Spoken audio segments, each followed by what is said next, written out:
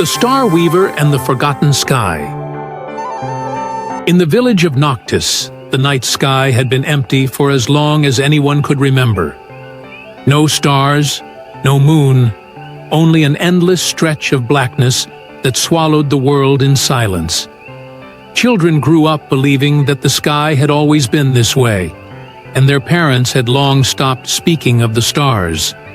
Stories about them faded, and soon they were nothing more than myths. But far beyond the village, hidden deep in the hills, stood an abandoned tower where an old woman lived.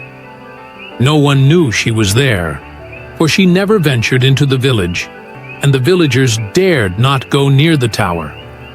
Rumors whispered that it was cursed, that shadows lurked behind its crumbling stone walls. One cold evening, a girl named Elara wandered too far from home. The wind howled around her as she stumbled upon the lonely tower, its windows flickering with the faintest golden light. Drawn by curiosity, she pushed the heavy wooden door open and stepped inside. At the very top of the tower, she found the old woman seated before a great loom, her fingers dancing over golden threads. The fabric shimmered as it wove itself into intricate swirling patterns, but when Elara looked closer, she gasped. Tiny, glowing pinpricks of light, shaped like constellations, were woven into the cloth. "What are you making?" Elara asked in awe. "The stars," the woman replied, her voice as soft as the wind.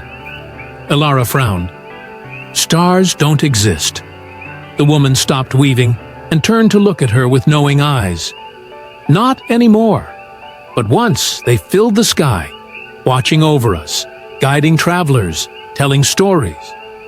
Her fingers brushed the cloth. "They were lost when people forgot them.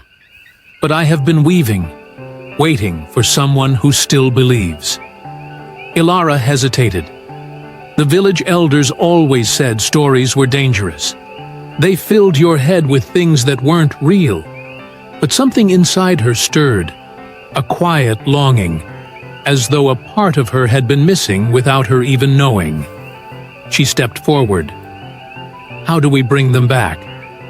A slow smile spread across the old woman's face. "We weave," Elara learned quickly.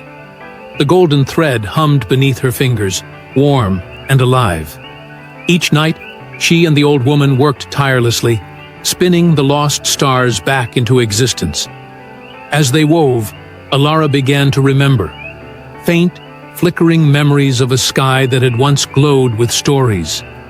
She remembered the way the stars had whispered in the dark, how they had once made the night feel safe. Finally, one evening, the old woman let out a breath and stopped her work. "It is done," she said, "but there is one final step." She reached into her robes and pulled out a needle made of silver moonlight. It was cold in Elara's hand, yet it pulsed with power. "You must stitch the sky back together," the woman said. Elara climbed to the highest window of the tower, the golden tapestry draped over her arms. The wind roared around her, but she did not waver. She took the silver needle and, stitch by stitch, sewed the stars back into the night. With the final stitch, the sky ignited. 1,000 tiny lights flared into existence, scattering across the heavens in a breathtaking dance of gold and silver. The village below gasped as the night transformed before their eyes, the darkness giving way to a brilliant, shimmering sky. For the first time in centuries, the stars had returned. Elara turned back, excitement in her chest, but the old woman was gone. The loom stood still. The golden threads lay untouched, as though no one had ever sat there at all. And yet, Elara knew the truth.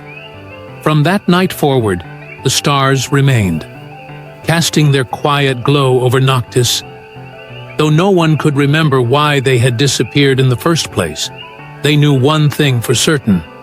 Stories were not meant to be forgotten, and neither was the sky.